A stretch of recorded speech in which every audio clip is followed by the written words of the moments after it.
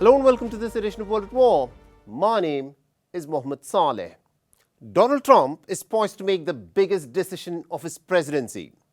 After having denounced America's forever foreign wars, the self-proclaimed president of peace has surrounded Iran with the biggest military mobilization that West Asia has witnessed since America's botched invasion of Iraq back in 2003. Now, Trump has been presented with a series of military options. He exults in the possibility of short, sharp and victorious military attacks, like the one that he managed to carry out in Venezuela by capturing Nicolas Maduro. But Iran is not Venezuela, and its ballistic missile capabilities were on full display in the 12-day Iran-Israel war, where despite the best air defense systems that Israel and America could bring to the field, the Iranians managed to inflict damage on Israeli military sites. And this time round, the Iranians have made it clear that if Donald Trump begins an attack, the American aircraft carriers that are floating around in the region will be sunk. The stakes in this war could not be higher. The United States enjoys an overwhelming military advantage, but once the missiles begin to fly, even the sharpest of Donald Trump's military advisors will not be able to predict the consequences of a conflagration in West Asia. Our next report tells you more.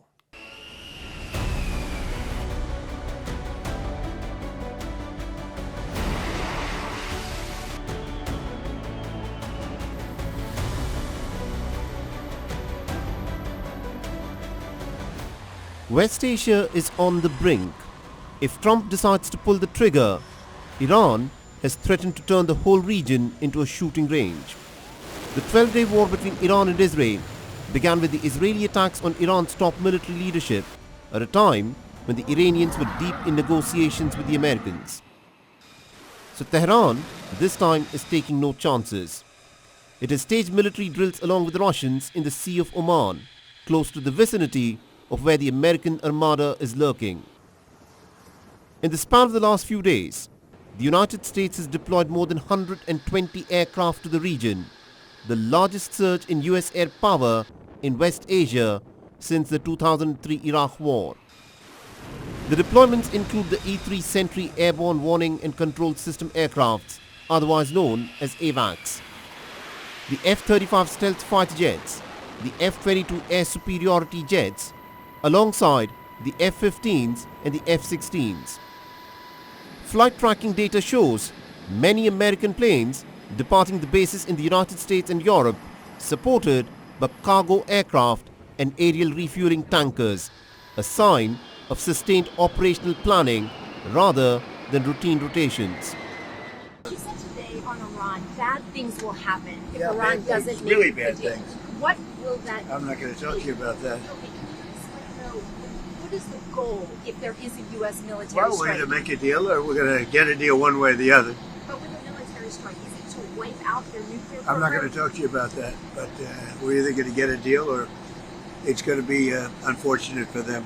And you said today 10 days. Have you given them a deadline firm to make a deal? I would think that would be enough time, 10, 15 days, pretty much maximum. The Iranian Supreme Leader has warned that any American aggression will end up becoming a regional war. Also, Americans should know that if they start a war, this time it will be a regional war. Satellite images published by the Reuters news agency on Thursday showed that Iran has recently built a concrete shield over a new facility at a sensitive military site and has covered it in soil. Images also show that Iran has buried tunnel entrances at a nuclear site that was bombed by the Americans last year. The Iranians have also fortified tunnel entrances at another site and have repaired the missile bases that were struck in the conflict. Iran has built a multi-layered defense that is centered on mines, missiles, submarines and drones with the intent of slowing down the American forces. Iran has also accused the State of Israel of pushing the American hand in the escalating tensions. We are operating in close coordination with our great ally, the United States. I made clear to my friend President Trump the principles that, in Israel's view, should guide any negotiations with Iran. We are prepared for any scenario. And one thing is certain, if the Ayatollahs make the mistake and attack us, they will experience a response they cannot even imagine. So the question is now down to this: will Donald Trump pull the trigger and change West Asia forever, or will common sense prevail?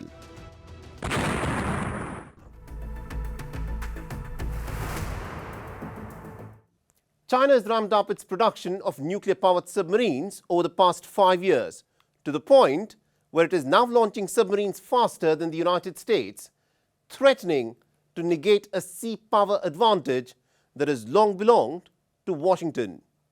Now, according to the International Institute for Strategic Studies, the build-up in the People's Liberation Army Navy's nuclear-powered submarine force includes both ballistic missile submarines and attack submarines. Now consider this: during the years 2021 to 2025, China's submarine building spree surpassed that of the United States in both the number of submarines, where China is reported to have launched 10 submarines against the United States' 7, but also in terms of tonnage, where the total displacement of the Chinese submarines is reported to be over 79,000 tons, while the American displacement has been about 55,000 tons. So what does this heightened rate of construction of submarines mean for the balance of power in the deep seas? Our next report tells you more.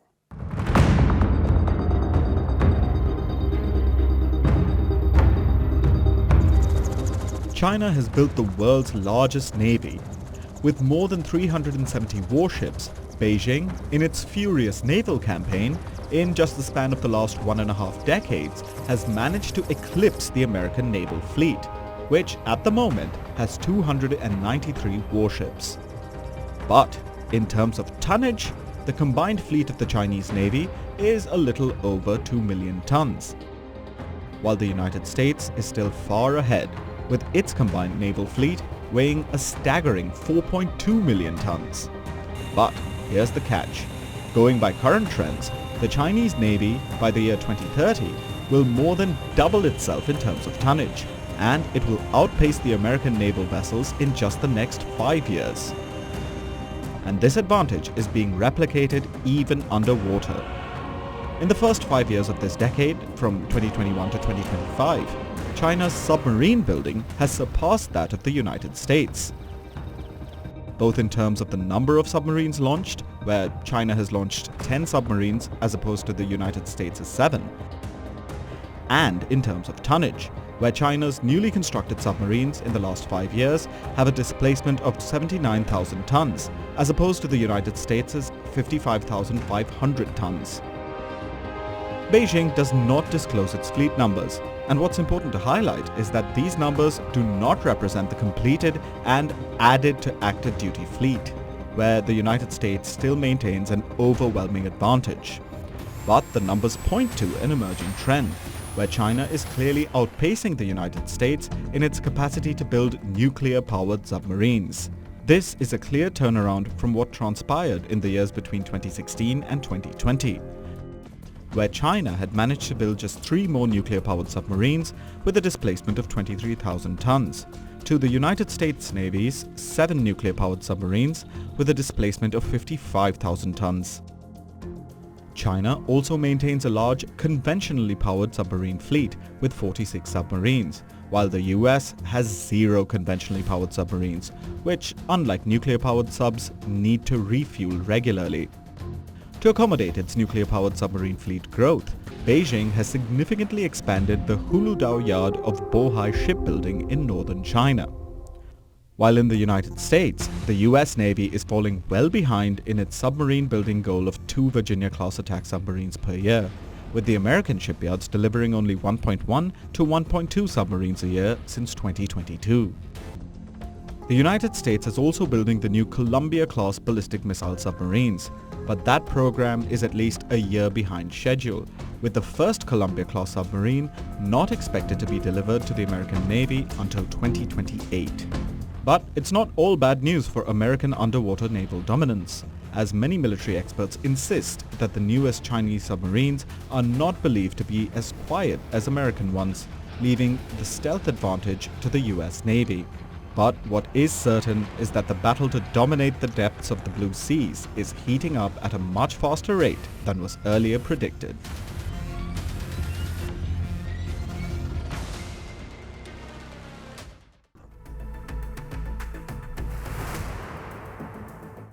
The Russia-Ukraine war, which began with Moscow's full-scale invasion of Ukraine 4 years ago, has resulted in tens of thousands of military and civilian casualties and has displaced millions of Ukrainians.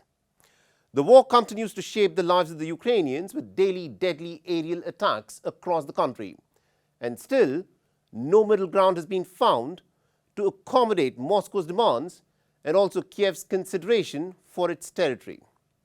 The trilateral meetings between Russia, Ukraine and the United States aimed at ending this 4-year-long war concluded in Geneva on Wednesday without a breakthrough. Following the inconclusive round of talks, the Ukrainian President Volodymyr Zelensky has alleged that the United States is putting too much pressure on Kiev but not enough pressure on Moscow. Our next report tells you more.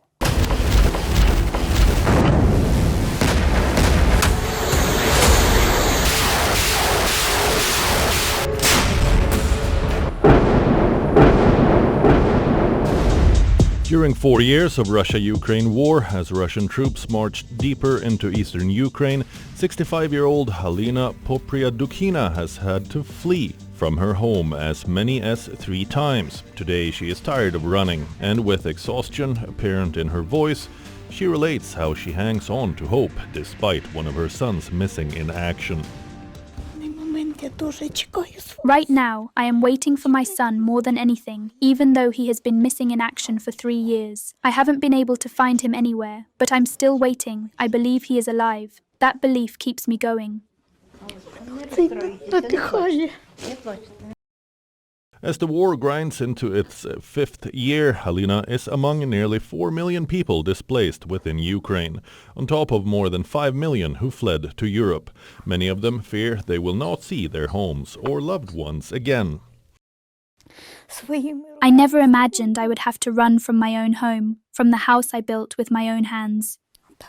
The most difficult move was the last one. This one here. It was the hardest of all. The first move was also tough when we were fleeing. It was very hard for me. We were fleeing under Grad fire. Grad rockets were flying overhead while we dropped to the ground. Once they passed, we stood up and kept going.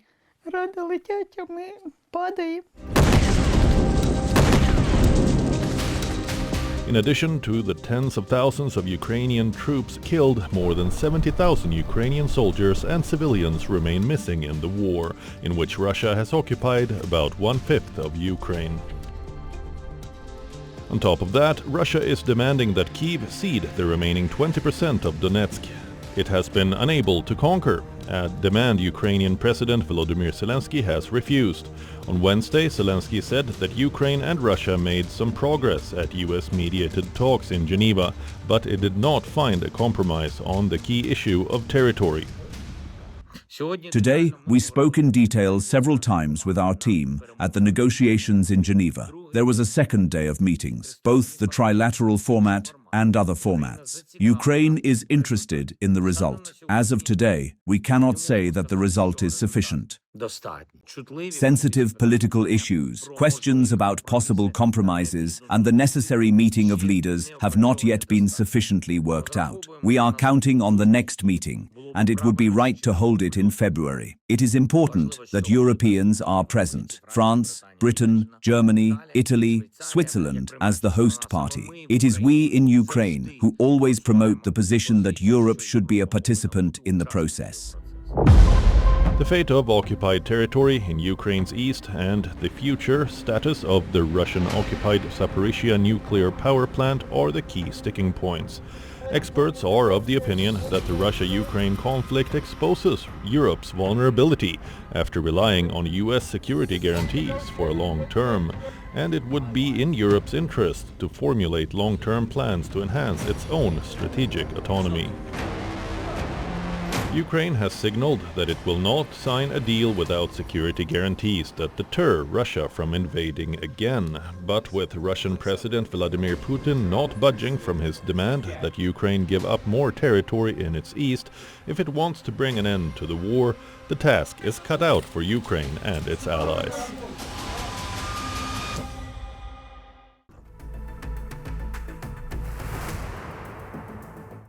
At least 34 people were killed in coordinated attacks on several villages by suspected Islamist militants in northwestern Nigeria on the 17th of February. Reportedly, gunmen launched simultaneous attacks on multiple communities in a remote border district of Kebbi State, overwhelming the local defenses and forcing the residents to flee from their homes. The relatively new insurgent group, Lakurawa, known to operate in the area, has been blamed by the officials for the coordinated attacks. It is to be noted that the insurgent group was targeted by the US airstrikes in December further north in the Sokoto state. Furthermore, in an attack that started late on Thursday night and then continued into Friday morning, at least about 50 people were killed, including women and children who were abducted by the gunmen on motorbikes in the northwestern Nigerian state of Zamfara. So what is happening in Nigeria at the moment? Our next report tells you more.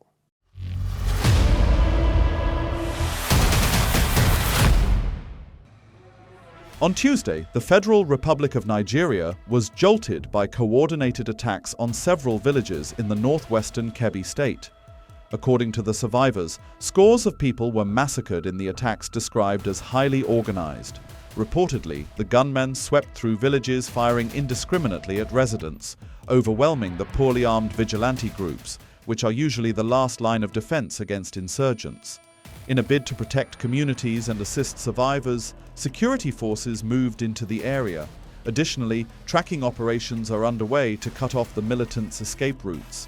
The resurgent armed group, Lakurawa, plaguing the northwest of Nigeria, has been blamed for these dastardly attacks.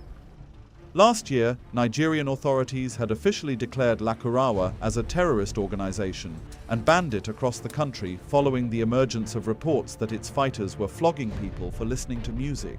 Noteworthy is the fact that the militant group was targeted, at the request of Nigerian authorities, by US airstrikes in December in Sokoto state.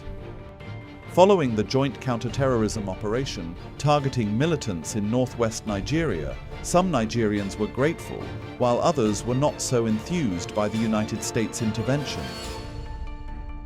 Even though we have banditry, that's what we are suffering. That's not only Sokoto, Zamfara, Katsina, and Kebbi and other places of that. And so our own disturb is American has made its way by force in our country to kill our people, to steal our money, and therefore we are calling all Nigerians to stand on their feet to defend themselves. So we are grateful with what the US has done. We are grateful with what Nigerian government is trying to do. They should make sure that they work as a team to flush them out wherever they are hiding, so that Christians and Muslims will have peace in Nigeria. Officials are of the opinion that the militant group, Lakurawa, is affiliated with jihadist factions in Mali and Niger. For years, its militants have settled in communities along the Nigeria-Niger border, marrying local women and recruiting young people into their ranks. The group has previously carried out similar raids in Kebbi, using coordinated simultaneous attacks to swamp local defenses. The resurgence of Lakurawa adds to Nigeria's already complex security challenges. The most populous African nation is plagued with insecurity on multiple fronts, including a 15-year-long Islamist insurgency in its northeast, separatist violence in the southeast, and frequent deadly clashes between farmers and herders in the central region. The challenge of this multiple-front war is daunting, especially for a frustrated and demotivated Nigerian security force. Which begs the question, will the critical military supplies by the United States turn the tide in Nigerian government's favor?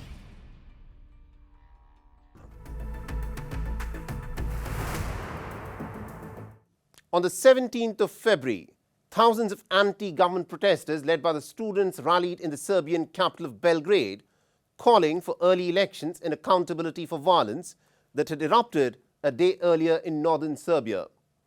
The nationwide student-led anti-corruption protests erupted in the Balkan nation in November 2024 after 16 people lost their lives when a railway station roof collapsed in the northern city of Novi Sad, shaking the rule of the populist President Alexander Vučić. Our next report tells you more.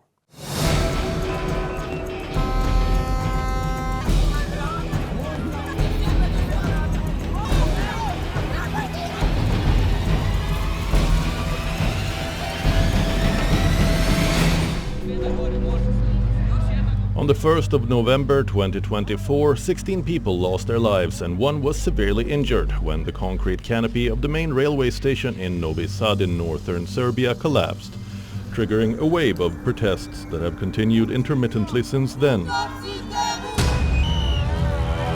On Monday, protesters marched through Novi Sad, continuing their calls for early elections and reforms. Alexander Vučić, president since 2017, is serving his second and final 5-year term, which expires in 2027. He has pledged to call snap elections in the coming months, but that promise hasn't placated the demonstrators. Just elections, in a peaceful way. I honestly do, in a peaceful way. Admittedly, I don't really see that President Vučić will be able to do that, but I hope so. Maybe I'm naive.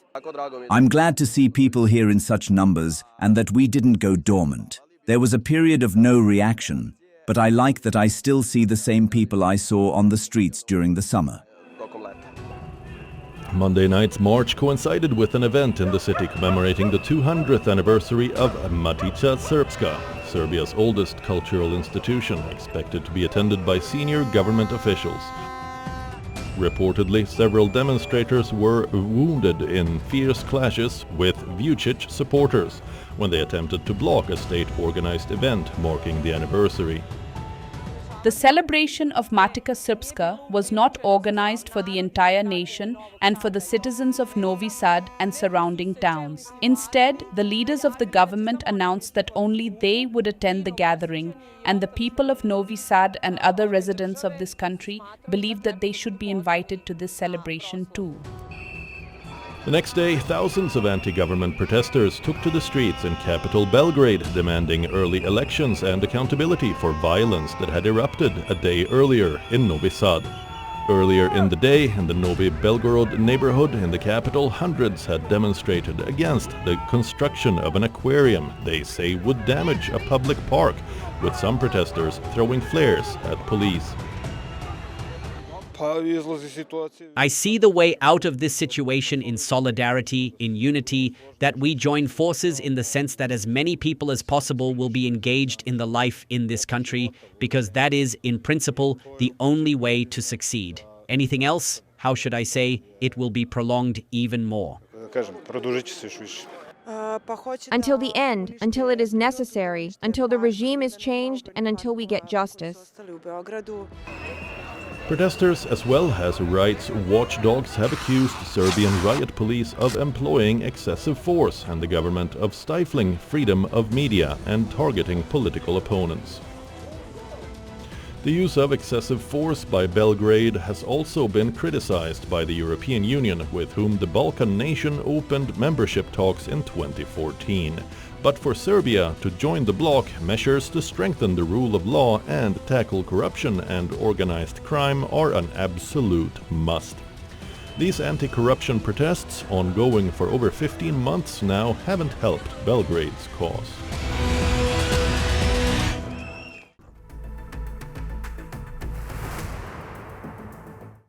And with that, it's a wrap on this edition of World at War.